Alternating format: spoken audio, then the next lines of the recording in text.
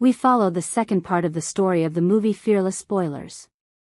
And his family are celebrating his birthday. Suddenly Hua barges in with his people and starts drinking at a nearby table. Ken asks him to put their rivalry aside for the night because he doesn't want to fight, but Fo is in no mood to back down. Jin's son also tries to stop him but is in turn insulted. In a fit of rage he breaks up their lifelong friendship. Now even angrier, challenges Kin to a fight and asks him to kneel down. If he doesn't want to accept, everyone gets out of their restaurant for their safety, leaving the fighters alone. They get into an intense battle, both matching in skill and strength, but when anger takes over Hwo, he doesn't play fair. He beats Kin up until he is exhausted and lands a life-threatening punch on his chest. It causes him to die instantly. Hua returns home in the morning to see his mother's dead body on her bed. Kin's followers had her killed to take revenge on him. He cries mourning her death, before suddenly realizing his daughter is also in the house. Upon walking into her room, he is met with the biggest surprise of his life. She is lying on her bed covered in blood. In her hand is a little pouch that she had promised to give him when he returned home. Broken by the deaths he has caused, Hwo steps out of the house when his disciples inform him that the man who was beaten up by Kin had insulted his wife. Kin did not beat him up out of spite, but for his wife's honor. Filled with guilt, regret,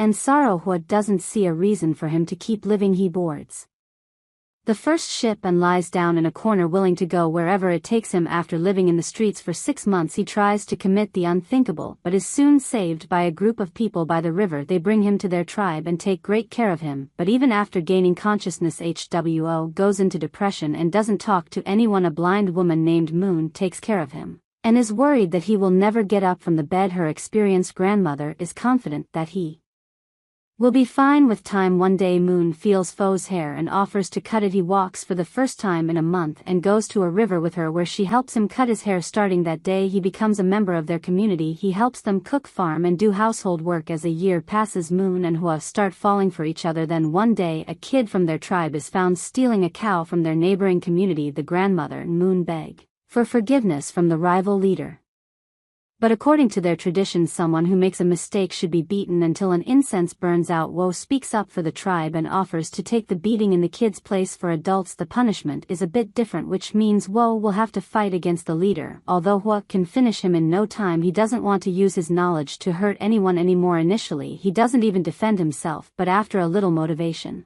from the grandmother he starts to dodge the attacks. The incense burns off, but the leader is not able to land a single blow on him. He accepts his defeat and praises Wo. The next day Hua, Moon and the children of the tribe are in the field. The children want to learn kung fu from Hua, but he refuses to teach them. He knows what great power does to people and wants the peaceful village to remain as it is. The children also innocently mention that Hua and Moon are the closest to each other, but the adults ignore the comment. One day Moon goes to see her parents' grave. This reminds Fo of his parents and daughter who he abandoned after her death. Now that he is in a better mental condition, he wants to return home to visit their graves. He tells Moon about the plan and she happily encourages him. Who promises to return as soon as he can and asks her to wait for him. In the following scene we see him enter his hometown Tianjin, which is now an entirely different place. After the fall of the Qing dynasty, several strong nations attacked China and took over. Tianjin became partially colonized, which caused several foreign residents to reside in the city and influence their culture. Hua goes to his childhood house, which is now an old shabby place. The family servant Lifu welcomes him.